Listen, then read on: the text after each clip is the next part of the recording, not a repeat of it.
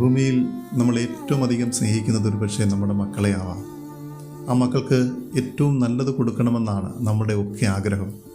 അതിനാൽ തന്നെ അവർക്ക് നല്ല ഭക്ഷണം, നല്ല വസ്ത്രം, നല്ല വിദ്യാഭ്യാസം, പിന്നീട് ഈ ഭൂമിയിൽ കിട്ടാവുന്നത് ഏറ്റവും നല്ലത് തൻ്റെ മക്കൾക്ക് കൊടുക്കണമെന്ന് ആഗ്രഹിക്കുന്ന ഓരോ മാതാപിതാക്കളുമുണ്ട്.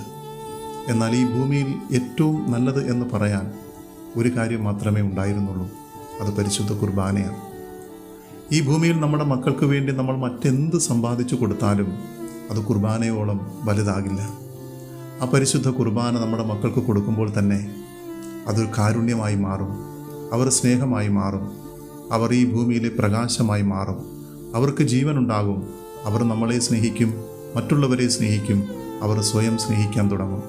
അങ്ങനെ ഈ ഭൂമിയിൽ മറ്റൊരു ക്രിസ്തുവിനെ രൂപപ്പെടുത്താനും ഏറ്റവും നല്ല ജീവിതം നയിക്കാനും കഴിയുന്ന മക്കളായി രൂപപ്പെടാൻ പരിശുദ്ധ കുർബാന നമ്മുടെ മക്കൾക്ക് കൊടുത്തുകൂടെ? അതല്ലേ ഏറ്റവും നല്ലത്?